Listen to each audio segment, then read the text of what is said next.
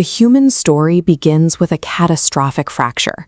Through Adam's fall, a spiritual contagion known as sin was introduced into the world. This infection brought four measurable consequences: complete separation from the Creator, profound guilt and spiritual death, along with physical decay and suffering. Look at this diagram.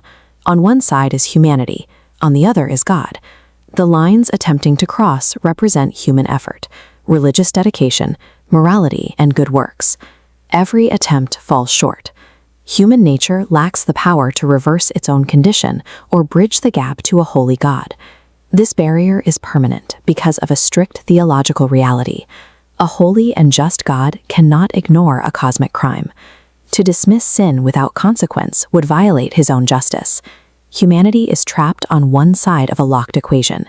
The system cannot fix itself from the inside, meaning a rescue must come from outside the human condition.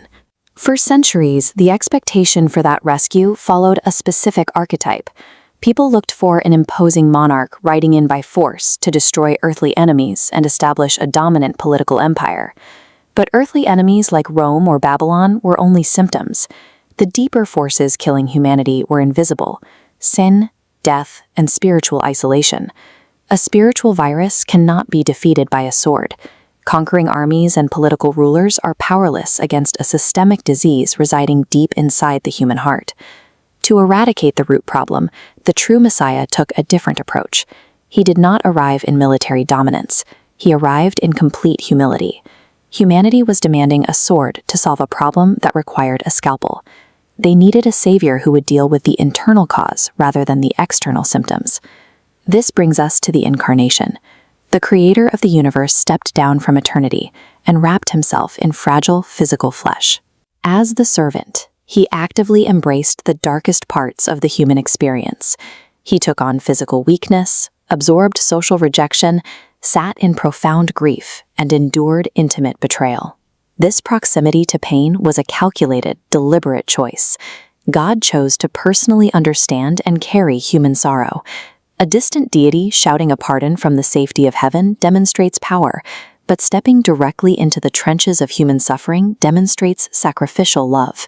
To understand how this mission works, we have to look at the historical precedent of the ancient Old Testament sacrificial system. In that system, the blood of an innocent lamb was used to symbolically pay the debt of the guilty. This diagram maps substitutionary atonement. The servant absorbs the devastating consequences of humanity's sin, fulfilling ancient prophecies of being wounded for our transgressions. The cross satisfies God's justice because the penalty is fully paid by the servant, while releasing complete mercy and forgiveness to the guilty. This mechanism satisfies the demands of a holy law while providing a way for the guilty to be declared innocent.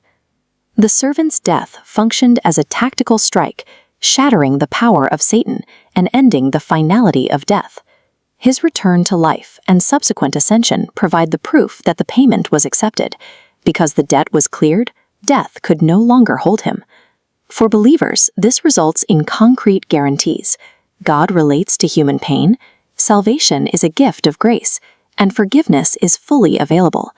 This establishes the law of God's new kingdom.